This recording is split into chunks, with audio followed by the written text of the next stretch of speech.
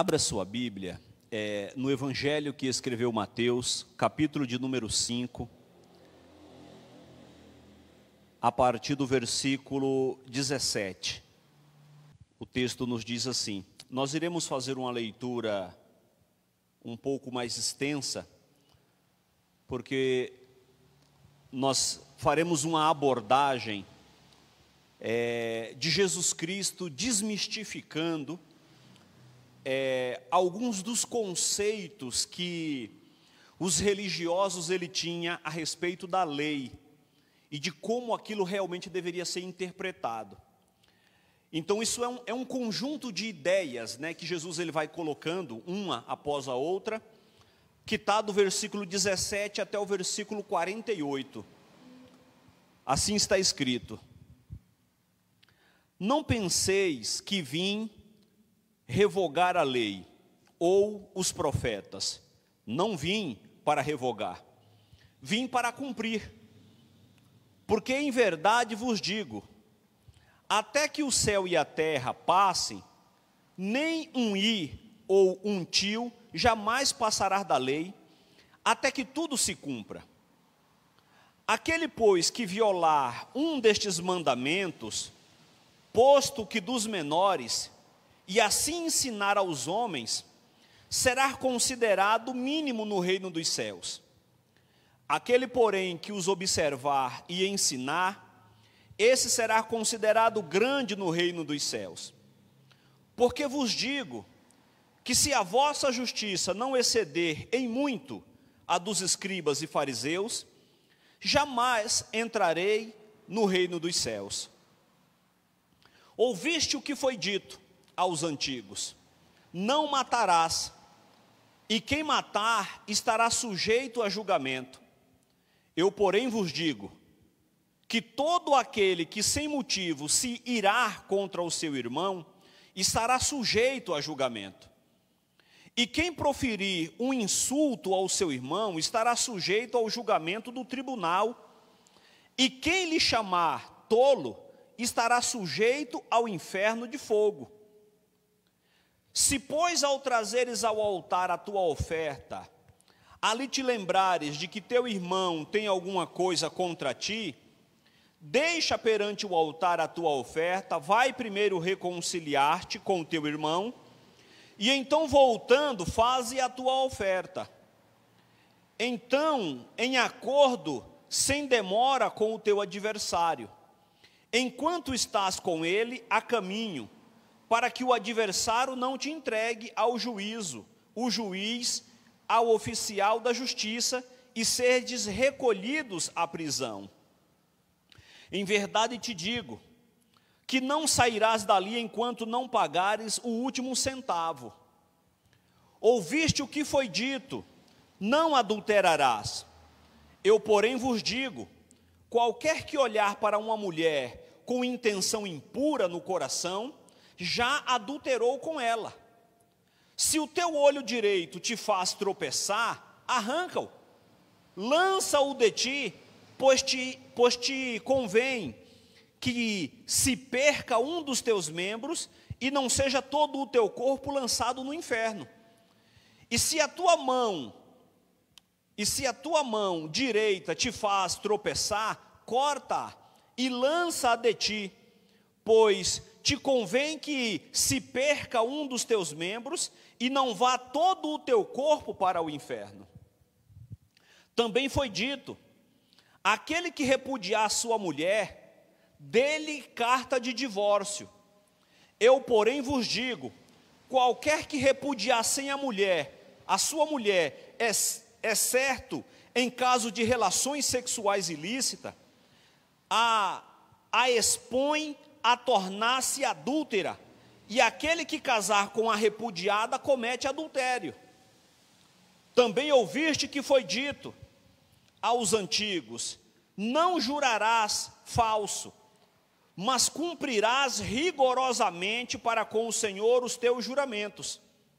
Eu, porém, vos digo, de modo algum jureis, nem pelo céu, por ser o trono de Deus, nem pela terra, por ser estrado dos seus pés, nem por Jerusalém, por ser cidade do grande rei, nem jureis por tua cabeça, porque não pode tornar um cabelo branco ou preto.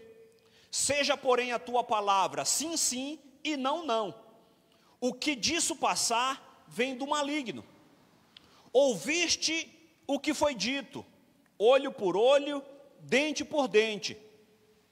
Eu, porém, vos digo, não resistais ao perverso, mas a qualquer que te ferir na face direita, volta-lhe também a outra, e ao que demandar contigo e tirar-te a túnica, deixa-lhe também a capa.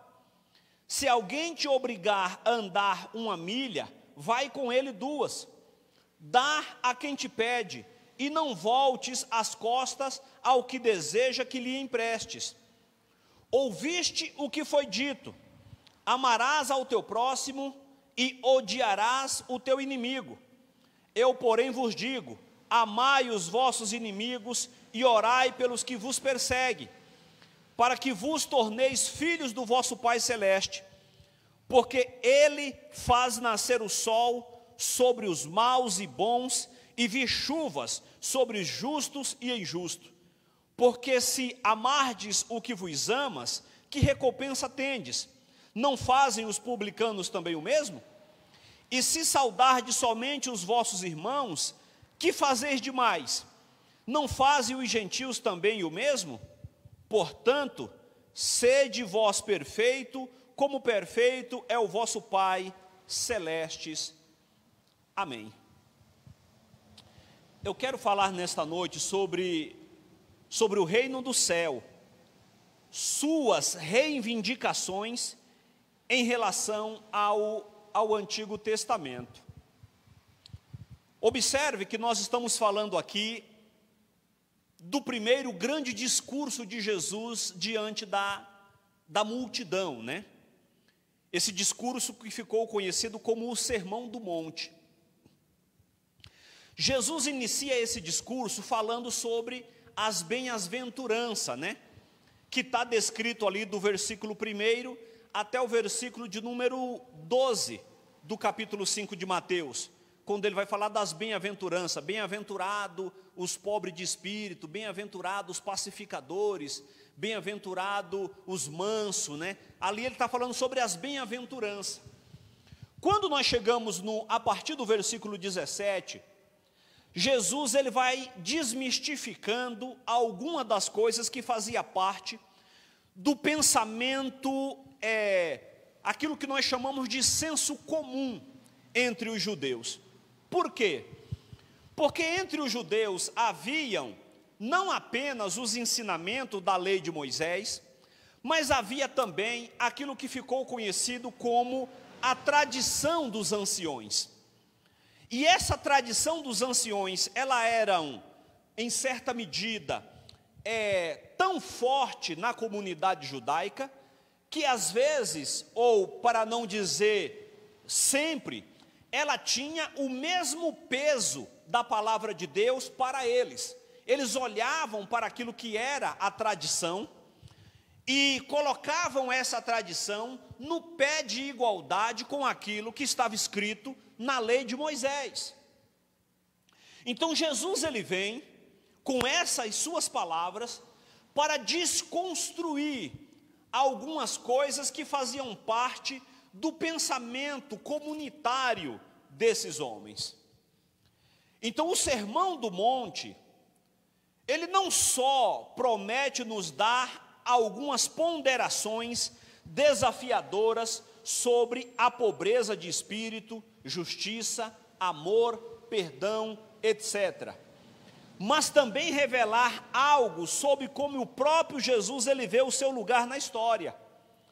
A relação entre sua pregação do reino e as escrituras do Antigo Testamento. Jesus ele vem trazendo a mensagem da pregação, e ele começa esse texto, esse momento aqui da leitura que nós fizemos, dizendo que ele não veio revogar o que estava na lei, ele veio para cumprir. No entanto, era necessário que os seus compatriotas, eles viessem ter o entendimento daquilo que a palavra de Deus realmente apresentava para eles. Então Jesus ele vem para se colocar qual é o seu lugar nesse cenário histórico e como é que eles deveriam olhar para a lei e interpretá-la de maneira correta, para não distorcer aquilo o que Moisés havia dito. Além disso, se entendemos que Jesus ensinava como um judeu no primeiro século a judeus do primeiro século, devemos esperar que o seu ensino se organize em categorias voltadas principalmente para a compreensão dos seus ouvintes, e com o objetivo, pelo menos em parte, de corrigir ideias e crenças do primeiro século que ele considerava errôneas. Então precisamos olhar para Jesus nesse cenário como um judeu do primeiro século da era cristã, que está falando para judeus do primeiro século, e que precisava consertar algumas interpretações equivocadas que esses judeus estavam fazendo daquilo que a palavra do Senhor descrevia por meio da lei de Moisés e também por aquilo que estava descrito pelos profetas. Essa observação, ela vai ancorar a história da revelação de Deus mediante Jesus Cristo. E como veremos, melhora o nosso entendimento do Sermão do Monte.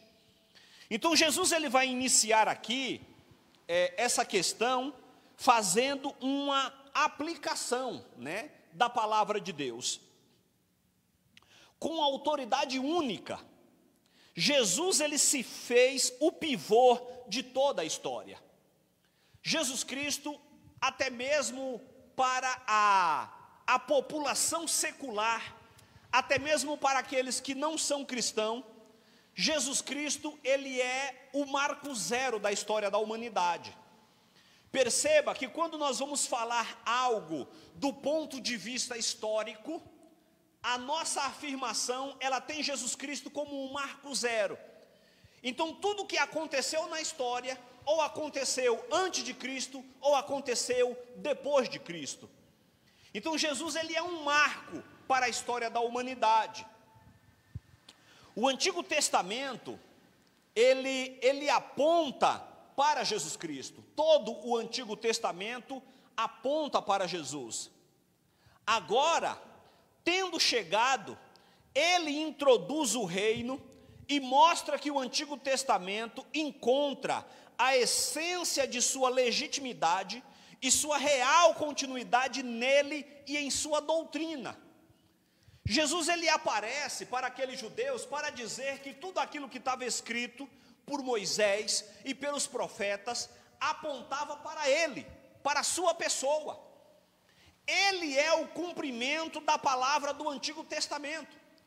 Jesus diz isso em outras oportunidades, como por exemplo no evangelho que Lucas escreve.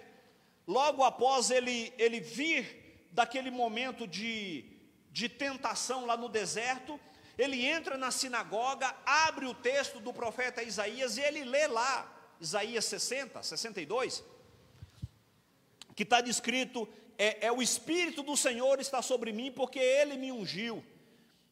E quando ele termina de ler, ele diz, hoje se cumpriu essa palavra no meio de vocês. Então ele vai apontando que o que estava escrito na antiga aliança fazia referência à sua pessoa. Ao mesmo tempo, Jesus ele precisa lidar com outro problema.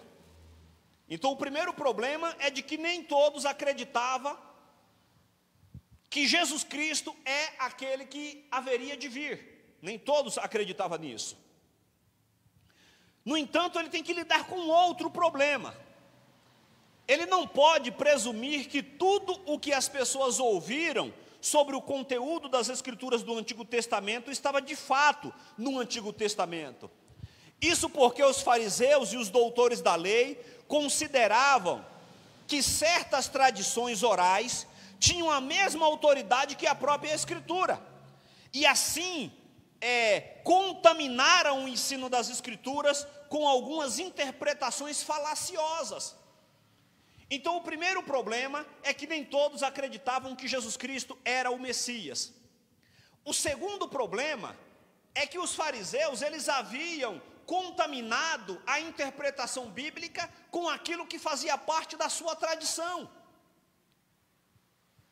E Jesus, ele vai tentando remover o que estava na tradição e deixando apenas o que estava nas Escrituras. É por isso que ele vai usar a expressão repetidamente: ouviste o que foi dito, eu, porém, vos digo. Não foi isso que nós lemos aqui? Em várias vezes ele repete essa mesma expressão: ouviste o que foi dito, eu, porém, vos digo. Por que ele usa essa expressão? Porque nem tudo aquilo o que aquela população havia ouvido fazia parte da Bíblia, mas às vezes fazia parte da tradição.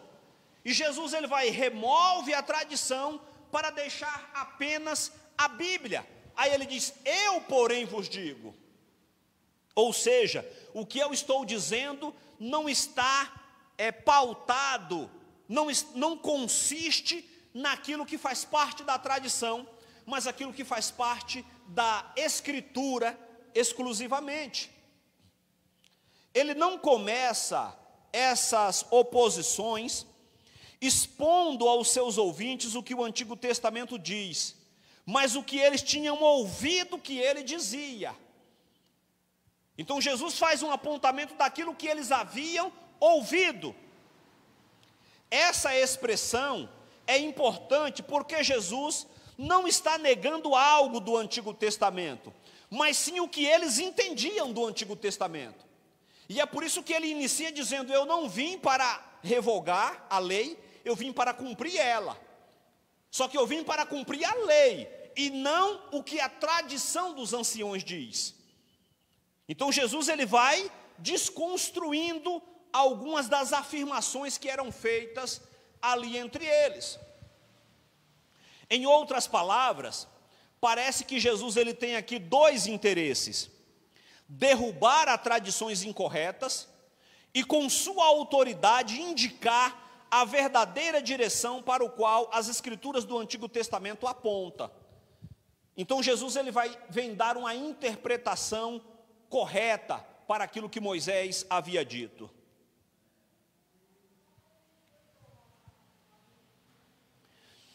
A primeira coisa que Jesus, ele trata, entre o versículo 21 e o 26, ele vai tratar a respeito da ira difamatória e reconciliação.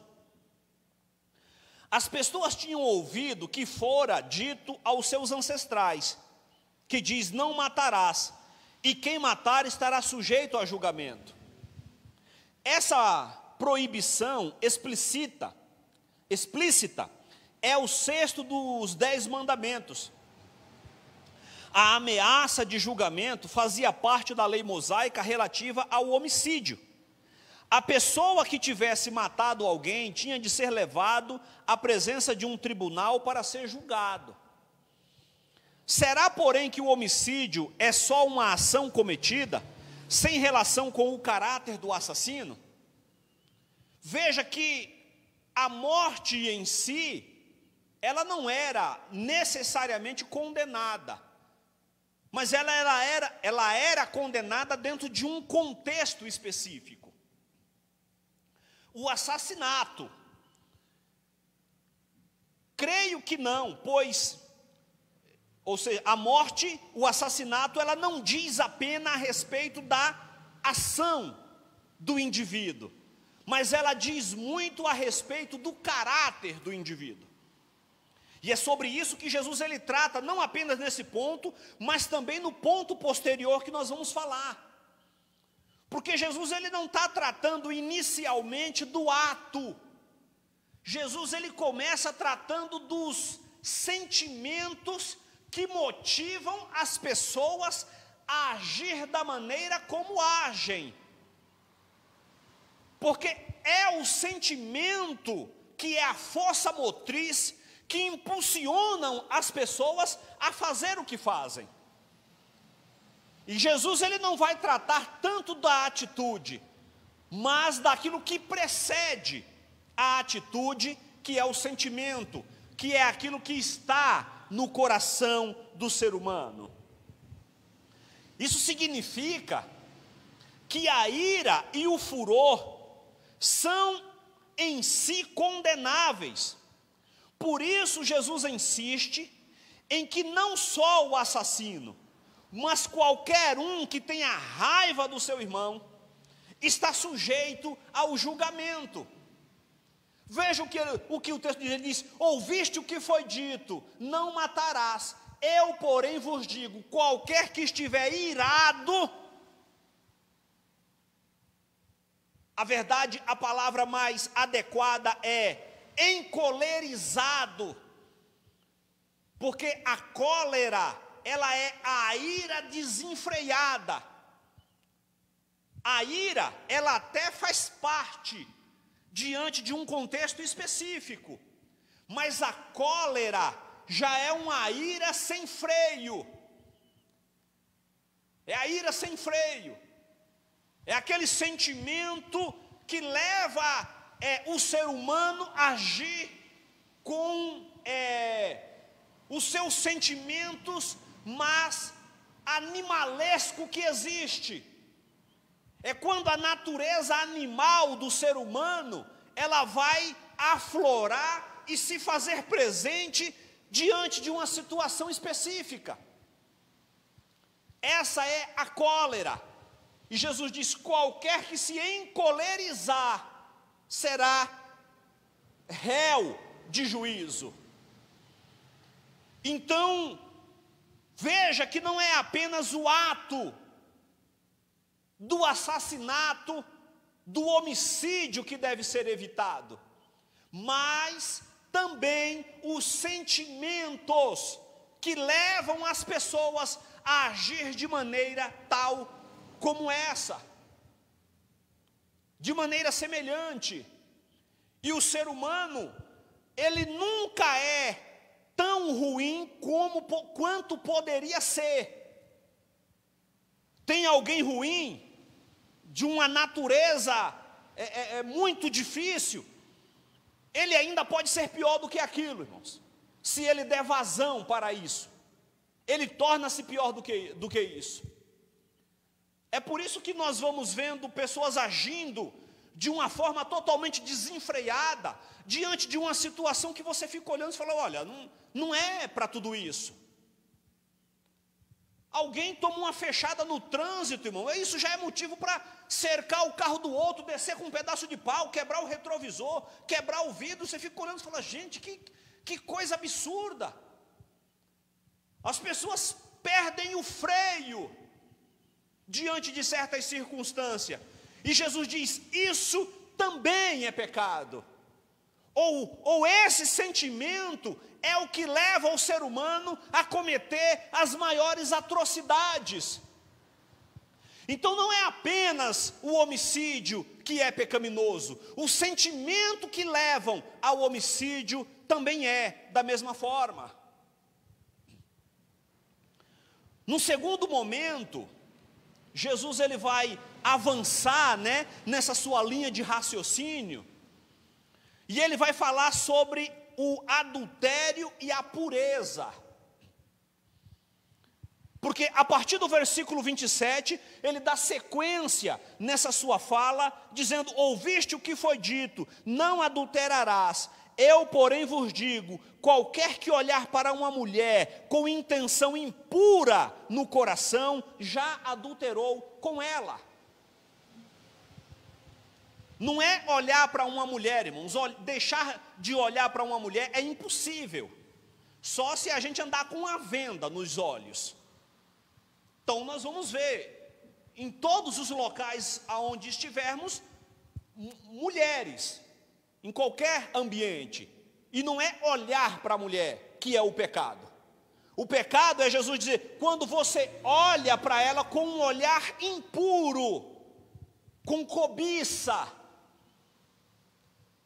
admirando a a beleza física. É esse tipo de olhar que Jesus ele vai fazer um apontamento como sendo pecaminoso. Os contemporâneos de Jesus também tinham ouvido o que fora dito: não adulterarás. Trata-se, é claro, de uma referência ao 7º mandamento, descrito lá no livro do Êxodo, capítulo 20, versículo 14. A nossa sociedade se afastou bastante dessa proibição, né? O não adulterarás. Muitos pensadores modernos defendem a legitimidade do adultério se houver amor. Até o cristianismo é invocado para santificar esse ponto de vista. Afinal de contas, dizem eles, o ponto central do evangelho não é o amor? De fato, como veremos, essa filosofia distorce a perspectiva bíblica, tanto do amor quanto do casamento. Enquanto nossa sociedade se afasta do 7º mandamento, né, de não adulterar, Jesus caminha em outra direção. O caminhar de Jesus é para outra direção. Ele não se contenta com o mero cumprimento formal do mandamento, nem o está interpretando com rigor. Em vez disso, com sua própria autoridade, ele está ressaltando a pureza para o qual a lei ela aponta. Então Jesus ele quer trazer a essência da lei.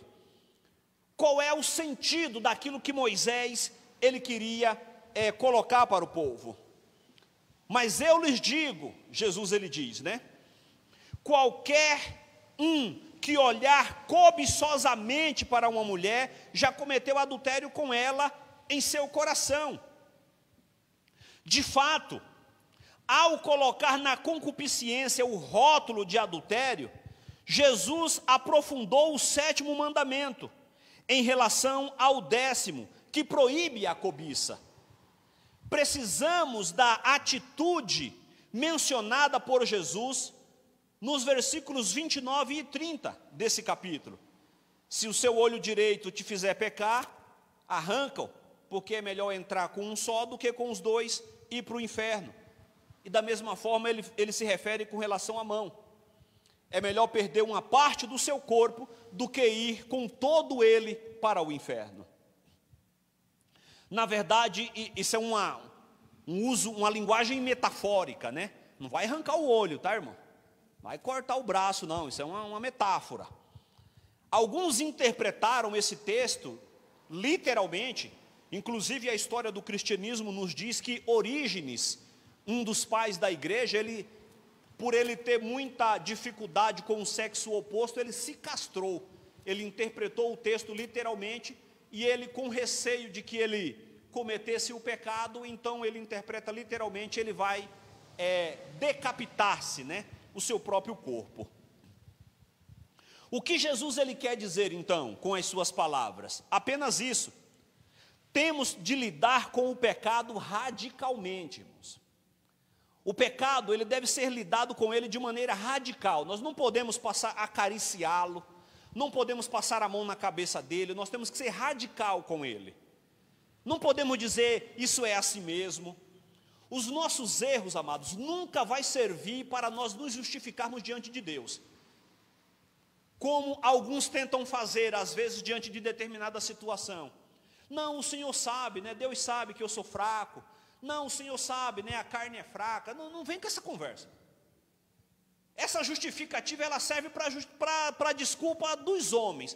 Diante de Deus, não dá para justificar. E nós não podemos ser condescendente com aquilo que é pecaminoso. O que é pecado, tem que ser colocado, tem que ser pontuado de maneira clara.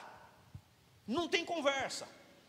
Não tem meias palavras, não tem veja bem, não tem veja só, não, né, vamos ver tal. Pecado é pecado e vai levar o transgressor para a condenação, se não se arrepender. Ponto final. Não devemos acariciá-lo, flertar com ele, nem fazer concessões de vez em quando.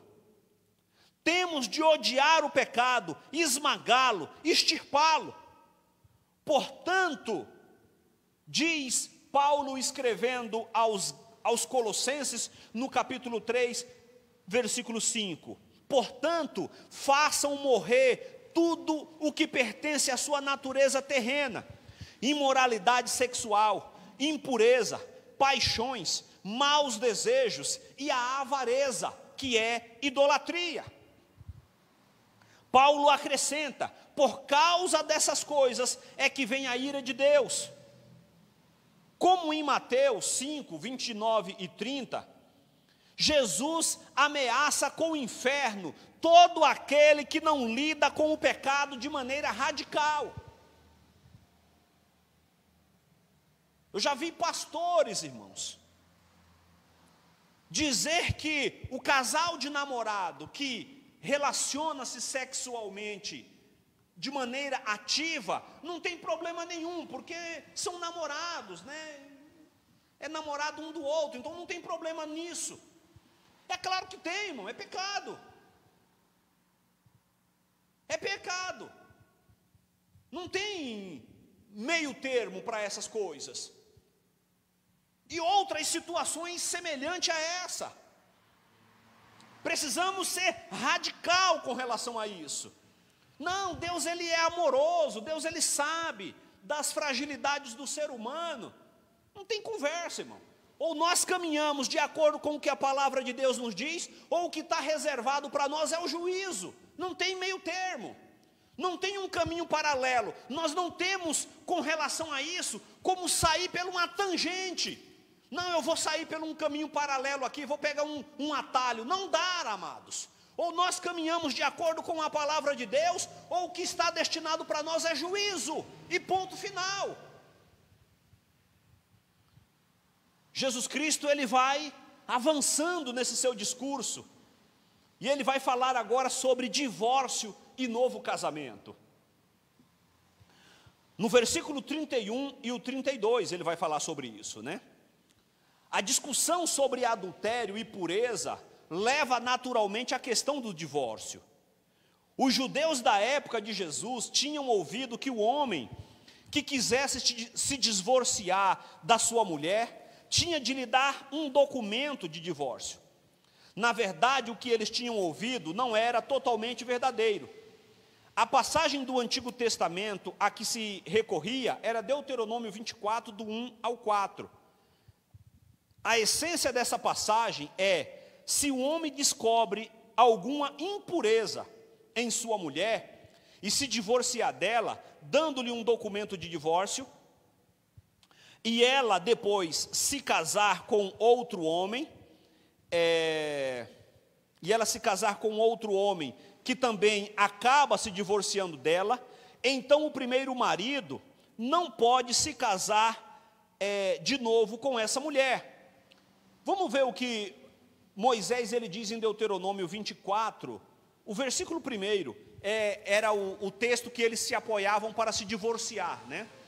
O texto diz assim: se um homem tomar uma mulher e se casar com ela, e se ela não for agradável aos seus olhos, por ter ele achado coisa indecente nela, e se ele lhe lavrar um termo de divórcio e lhe der na mão, a despedir de casa. Bom, essa palavra, ela não é tão clara para nós hoje. Eu não sei exatamente qual era a compreensão que eles tinham, mas o texto diz que se o marido encontrasse na mulher algo impuro, o que vem a ser isso? O que seria essa impureza na mulher que permitia ao homem lavrar uma carta de divórcio e despedir ela? Eu não sei ao certo o que vem a ser isso. Existem algumas conjecturas, né, para essa questão. Alguns vão dizer que é possível que, por exemplo, o fato de uma mulher ser estéril, né, não poder dar à luz a um filho, era uma das razões pela qual o homem ele poderia se divorciar. Só que com o passar do tempo, essa palavra que Moisés disse lá em Deuteronômio, ela foi interpretada por qualquer motivo. Não é isso que os fariseus dizem a Jesus quando ele é indagado? Moisés mandou dar carta de divórcio a nossas esposas por qualquer motivo. E Jesus, e o Senhor o que diz? Jesus diz, opa, peraí, só um minuto. Só um minuto, não é bem assim. Não é bem isso. Deixa eu colocar as coisas no seu devido lugar aqui para cada um de vocês. Então, a essência dessa passagem é a questão da pureza. Na época de Jesus, esse princípio importantíssimo havia sido posto de lado, com o intuito de concentrar a atenção na impureza, que tornaria legítimo o primeiro divórcio. A expressão empregada nesse caso para a impureza só é usada outra vez no Antigo Testamento, quando se refere à depuração humana. Não está claro a que impureza sexual Deuteronômio ele se refere. De qualquer modo, trata-se mesmo, na perspectiva mosaica, de algo excepcional. Então era uma exceção, não era uma regra. Nos dias de Jesus, porém, alguns até ensinavam que podia ser alguma imperfeição da esposa, do caráter absolutamente trivial, como servir ao marido comida acidentalmente queimada. Então, o divorciar nos tempos de Jesus, hoje está pior do que nos tempos de Jesus, né? Ou está parecido, né? Nos tempos de Jesus, isso se dava pelo fato da mulher ter feito a comida e descuidou, queimou o fundo do arroz, lá o fundo da panela, o marido falou, essa mulher não sabe cozinhar não, eu não quero mais. Na verdade, isso era um pretexto que o marido usava para divorciar daquela mulher que ele já não queria mais, né? Para fazer aquilo que nós dizemos hoje, né? Trocar já uma senhora por uma novinha, né? Queria trocar, como diz o ditado, uma de 40 por duas de 20, que nem diz o ditado. Mais ou menos era isso que os camaradas queriam fazer, e usava qualquer motivo ali do dia a dia como um pretexto para dar a carta de divórcio para a mulher. Chegou em casa, a mulher está despenteada, né? Essa mulher não tem jeito, vou divorciar dela, não serve mais para ser minha esposa. Na verdade era um pretexto que o camarada utilizava para poder se despedir, né, da sua mulher, dentro da lei de Moisés, né? Teoricamente. Jesus, porém, ele não permite essas interpretações dúbias, né? Esses sofismas. Aqui, assim como em Mateus 19:3, ele volta ao princípio. No começo, Deus fez um homem e uma mulher, e eles foram unidos. Inicialmente, todo divórcio era inconcebível. Quando Deus criou homens e mulheres, não deu nenhuma permissão para isso. O Criador disse, por isso o homem deixará o seu pai e a sua mãe, e se unirá à sua mulher, e os dois serão uma só carne. Jesus acrescenta, assim eles já não são dois, mas uma só carne. Portanto, o que Deus uniu, o homem não separe. Deus de fato odeia o divórcio, como diz Malaquias 2,16. Dentro dessa estrutura, portanto, é óbvio que se Moisés permitiu o divórcio por alguma impureza repulsiva, isso foi uma exceção, que tem sua raiz no coração duro e pecaminoso no homem. É uma exceção que estava localizado na dureza do coração do homem, como disse o próprio Jesus Cristo. Então, antigamente, o divórcio ele era um problema raramente encontrado no círculo evangélico. Dificilmente você via divórcio no ambiente cristão, né? Até mesmo no ambiente familiar. Por exemplo, eu que sou de uma cidade pequena, né, do interior de Alagoas, era muito difícil você ver um divórcio. Quando você via uma mulher que era mãe e não tinha marido, era assim uma coisa assim espantosa na cidade, sabe?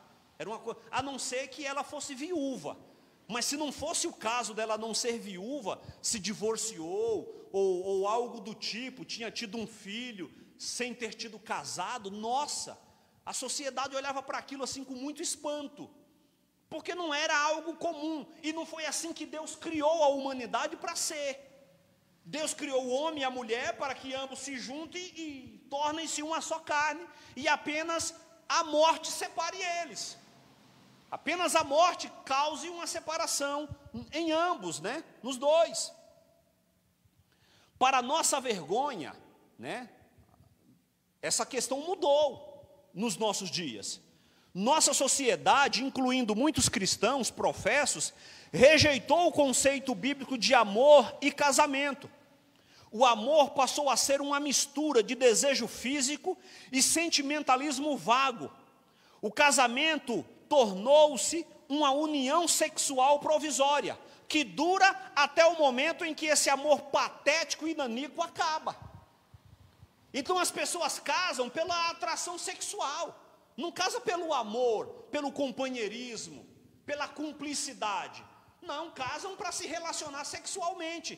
Não, eu estou precisando, e você sabe, né, eu sou homem, ou eu estou na flor da idade, e aí casam para se satisfazer sexualmente. Só que isso acaba, irmão. Essa satisfação, ela tem prazo de validade, e quando essa prazo de validade acaba, eu e minha mulher, nós não estamos se entendendo mais. Nós não estamos mais se entendendo, estou querendo divorciar. Não está? Não. Então dá um jeito de se entender, meu querido. Não está se entendendo mais? Não. Então dá um jeito de se entender, procura se entender. Porque se divorciar, com base nesses princípios, é pecado. Não pode. Veja para o abismo, né, em que a sociedade, consequentemente, e aí para a nossa tristeza, a igreja também caminha.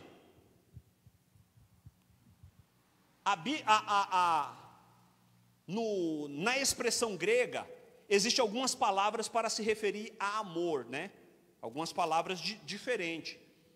Você tem ali quando nós falamos dessa questão do desejo, a expressão utilizada é eros, que tem a ver com erotismo.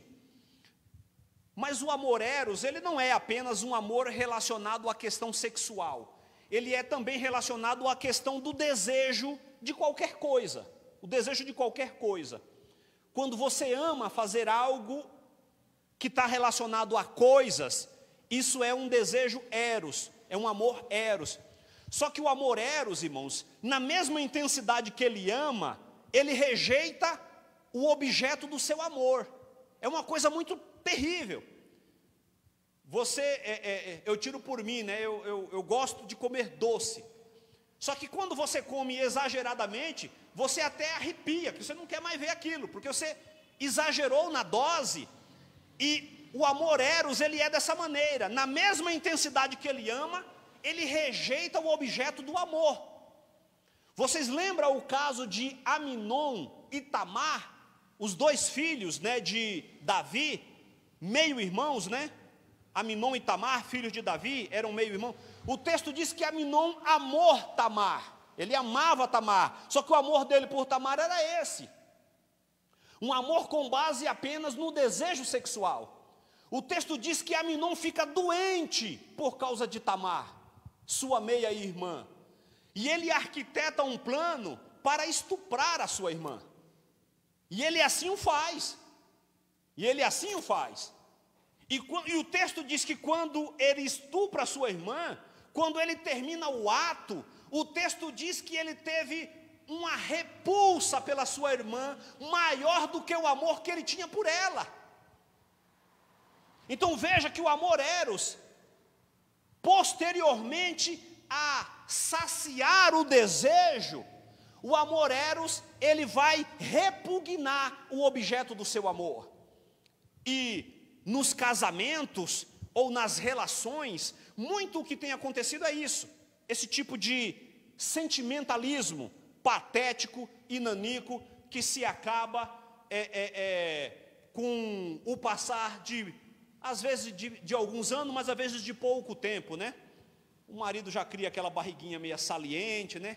A esposa a cintura já alarga um pouco mais, e aí você dá aquela olhada e diz, rapaz, eu acho que talvez fosse melhor trocar, viu? talvez fosse melhor trocar. Esse é o amor patético, irmãos. Não tem a ver com cumplicidade, não tem a ver com companheirismo, mas tem a ver apenas com esse desejo de ser saciado. E Jesus olha para aqueles canalhas que estavam fazendo esse tipo de coisa e diz: ei, rapaz, de jeito nenhum. Se vocês separar da sua esposa, vocês estão cometendo pecado. Tome vergonha na cara, seus sem vergonha. Como é diferente a perspectiva bíblica, né? Aquilo que a palavra do Senhor ela nos aponta. Na palavra de Deus, casamento e amor são para os fortes, amados. Casamento é compromisso. E em vez de roer a corda quando as coisas ficam difíceis, os cônjuges devem resolver os seus problemas à luz das Escrituras. Devem persistir, esforçando-se para melhorar o relacionamento, exatamente porque prometeram diante de Deus e dos homens viverem juntos e amar um ao outro, na alegria, na tristeza, na riqueza, na pobreza, na saúde, na doença, até que a morte separe eles. Jesus vai mais adiante falando sobre o juramento e a honestidade.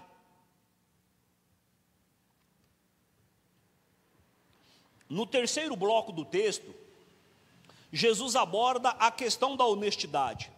As pessoas tinham ouvido o que fora dito muito tempo atrás: não quebre promessa, mas cumpra o juramento que fez ao Senhor. A verdadeira questão aqui é a honestidade. Para o seguidor de Jesus, é melhor apenas dizer sim ou dizer não, com sinceridade. No contexto de Jesus, tudo o que passa disso vem do maligno, em que é chamado bem apropriadamente de pai da mentira. Então Jesus ele diz assim: olha, vocês não devem jurar por nada. Essa expressão eu utilizava muito, né? Era muito comum quando eu era criança, né? Aconteceu isso, você jura pela sua mãe, né? Jura por Deus. Jesus diz: não jure por ninguém. Não jure por Deus, porque você não pode jurar por Deus, Ele está muito acima de você. Você não deve jurar nem por você mesmo, porque você não tem capacidade de alterar nem a sua condição capilar, Jesus diz, né? Você não tem condições de tornar um fio de cabelo branco, nem um fio de cabelo branco preto. Então nem a sua condição capilar você não pode alterar. Haja vista os irmãos que já estão calvos, né? Se pudesse alterar a sua condição, já teria feito isso, né? Teria colocado uns cabelinhos a mais aí na sua parte superior, que já está meio vazia. Jesus diz: não jure, mas seja a vossa palavra sim, sim, e o vosso não, não. Houve um tempo em que isso acontecia, né? Em que as palavras dos homens, eu conheci um senhor que trabalhou comigo. Ele, propriamente dito, não viveu esse tempo, mas ele disse que era criança, e às vezes ele ia na venda, eu não lembro se era com o pai ou com o avô dele, e eles deixavam o fio do bigode lá ele usa a expressão vendeiro, né? O meu avô deixava o fio do bigode no vendeiro, porque ali era a prova de que ele voltaria para pagar. E mesmo que o dono do armazém lá não conhecesse aquele homem, ele confiava, porque ele tinha deixado o fio do bigode.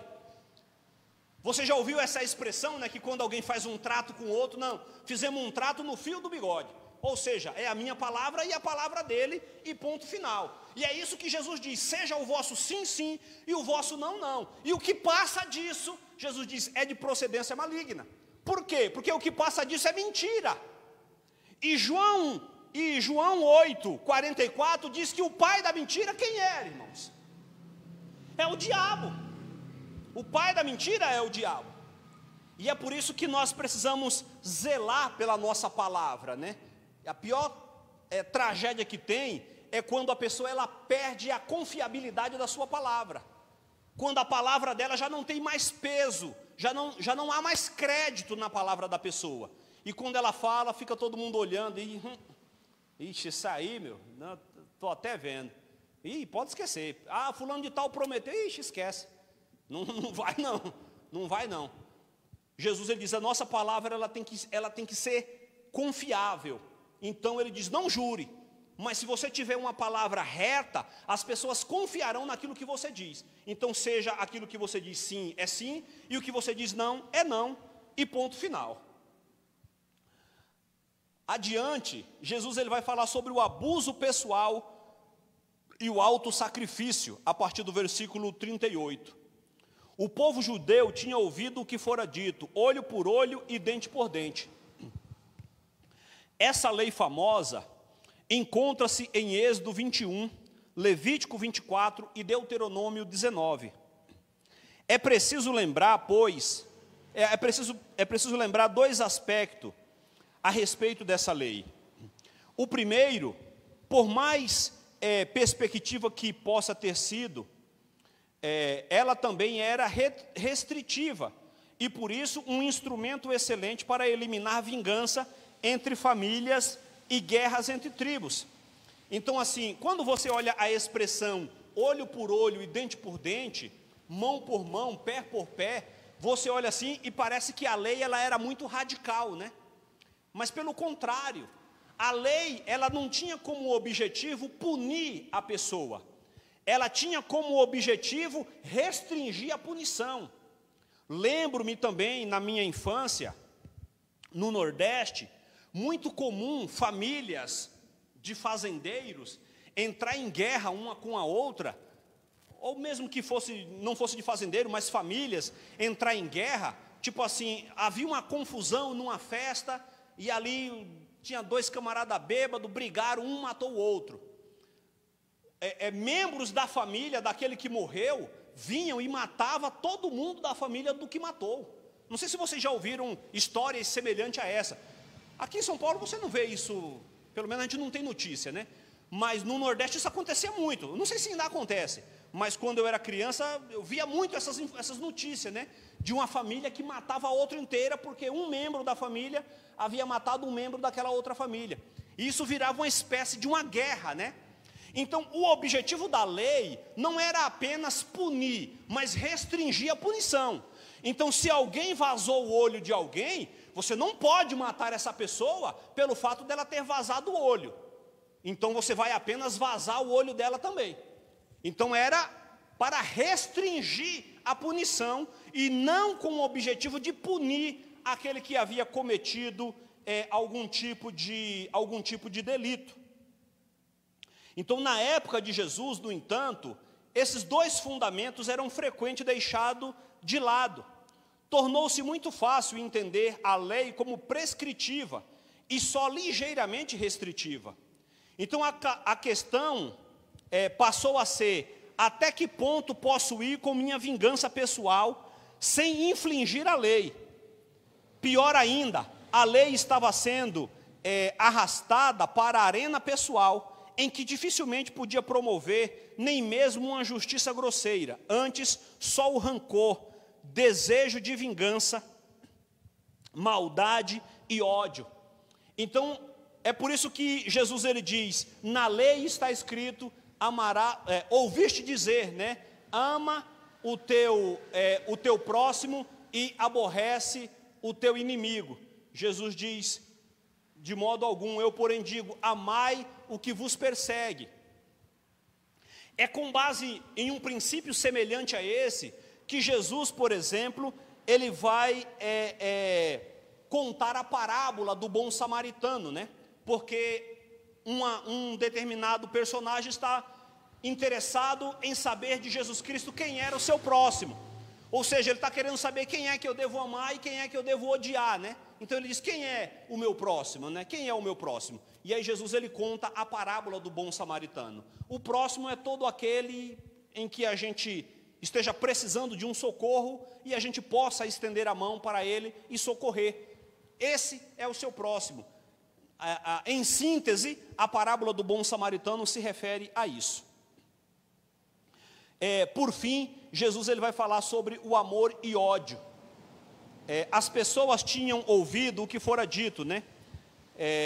Que é o que nós falamos aqui, que amava o seu próximo, no entanto, aborrecia ao seu inimigo.